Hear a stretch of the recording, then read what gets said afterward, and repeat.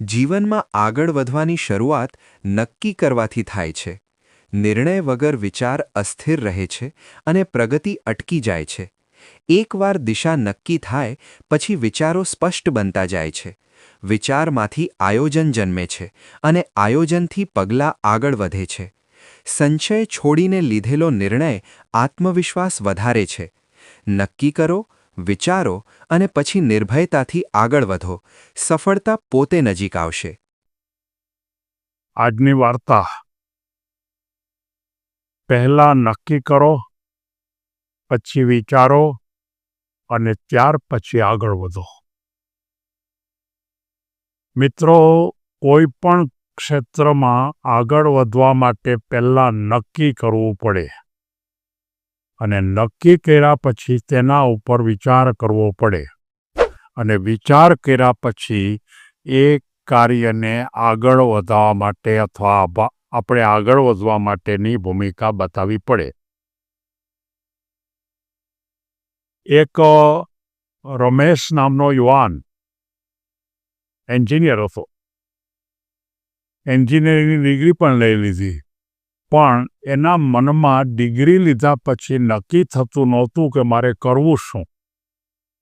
ક્યારેક એના મનમાં વિચાર આવે કે હજી હું મારો અભ્યાસ આગળ ભણી લઉં, વધારે માસ્ટર ડિગ્રી કે પીએચડી કરું. ક્યારેક એને વિચાર આવે કે હું નોકરી ગોતી લઉં અને નોકરી કરવા માંડી જાઉં. ક્યારેક એના મનમાં વિચાર આવે કે કોઈ નવો બિઝનેસ હું શરૂ કરું, મારો પોતાનો કંપની બનાવું.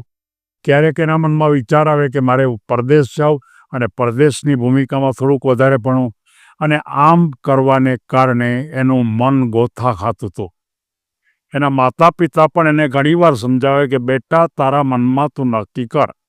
પણ એના મનમાંથી નક્કી થતું નહોતું. ત્યારે એક વખત એને એમ થયું કે મારા જે ગુરુ છે, કે જેની પાસે હું ભણ્યો છું, એની પાસે જાય છે અને એને એમ કહે છે કે મને ખોટા વિચાર આવે છે. ક્યારેક ભણવું એમ થાય છે, ક્યારેક નોકરી કરું, ક્યારેક ધંધો કરું, ક્યારેક પરદેશ જાઉં. આવું મને થયા કરે છે. ત્યારે એના જે અધ્યાપક હતા, ગુરુ હતા, એણે એમ કીધું કે બેટા, તું આ રીતે જો કામ કરીશ અને આ રીતે મનનો ઉપયોગ કરીશ તો તારું મન તને ગોથા ખવડાવશે. પહેલાં તારે નક્કી જ કરવું પડે કે તારે ખરેખર કરવું છે શું. અને જો તું કંઈક કરવા માગતો હો તો તારે ખરેખર આગળ વધવા માટેની દિશા નક્કી કરવી જોઈએ અને એમાં આવતા જોખમો માટે પણ વિચારો કરવા જોઈએ અને ત્યાર પછી તારા આગળ વધવા માટેના રસ્તા ગોતવા જોઈએ.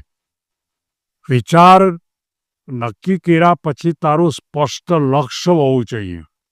નિર્ણય એકવાર લઈ લો, વારંવાર બદલો નહીં. અસ્પષ્ટ સફળતાનો એ સૌથી મોટો શત્રુ છે. અને આપણે જે કંઈ નક્કી કરીએ એમાં શંકા પણ ઊભી ન કરો. શરૂઆત ખૂબ નાનાથી કરો અને નાનામાં સફળ થાઓ એટલે પછી તમે મોટામાં આગળ જાઓ.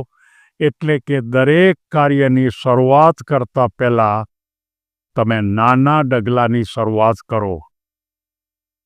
નિર્ણય બાદ તમારી ચાલવાની ક્રિયા શરૂ કરો. એને ગતિ આપો. તમારામાં ઉત્સાહનો પ્રવાહ પણ મૂકવાનો પ્રયત્ન કરો અને ક્યાંય પણ રોકાવા માટેનો વિચાર ન કરો. સતત સુધારો કરતા રહો. મુશ્કેલીઓનો માર્ગ આવશે, પડકાર આવશે, પણ હિંમતથી આગળ વધવા માટેની દિશામાં તમે જાઓ. એકવાર લક્ષ્ય નક્કી કરવું, પછી પાછું ન જવું. સતત પ્રયત્નો વિના કોઈ ચમત્કાર નથી અને અડગ મનથી આગળ વધો. જીત નિશ્ચિત છે. અને એ રીતે આ જે રમેશ હતો એણે પોતે નક્કી કર્યું કે મારે મારા ક્ષેત્રની અંદર માત્ર ને માત્ર સંશોધનની ભૂમિકા અને સાથોસાથે મારે વ્યવસાય તરફ જવું છે. એક એણે કંપની બનાવી. આ કંપનીમાં એન્જિનિયરિંગ જે બ્રાન્ચના હતા એ કોમ્પ્યુટર બ્રાન્ચના હતા. એટલે કોમ્પ્યુટર આઈટીની એક મોટી કંપની બનાવી આ કંપનીની અંદર હવે કેવી રીતે કામ કરવું, કયા પ્રકારના કામનું આયોજન કરવું, એને માટે પોતાના 2-4 મિત્રોને ભેગા કર્યા. 2-4 મિત્રો દ્વારા ગ્રુપમાં એણે આ કંપનીને આખી પ્રાઇવેટ લિમિટેડ કંપની બનાવી અને જીવનની સફર છે એને આગળ લઈ જવા માટેનો પ્રયત્ન કર્યો.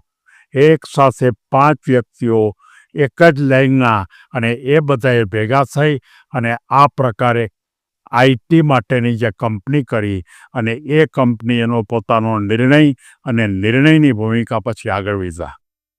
અને જીવનની અંદર આ રમેશ ટોચ ઉપર પહોંચી જાય છે.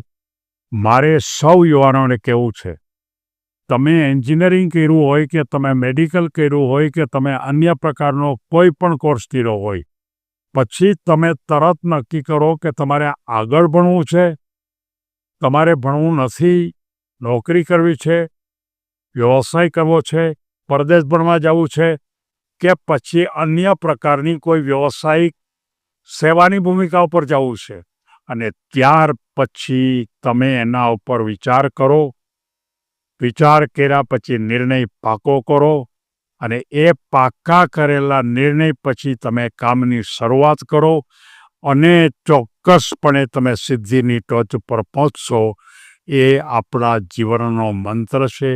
દરેક યુવાનને મારે એક જ વાત બતાવી છે કે સૌથી પહેલાં તમે તમારું વાત નક્કી કરો, પહેલું પગથિયું.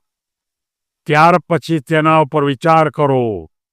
જરૂર પડે તો માર્ગદર્શન પણ લો, નિર્ણય પાકો કરો, અને ત્યાર પછી એમાં તમે તમારા થોડાક મિત્રોને જોડો, અને ક્રિયાની શરૂઆત, અને તમે સિદ્ધિની ટોચ ઉપર.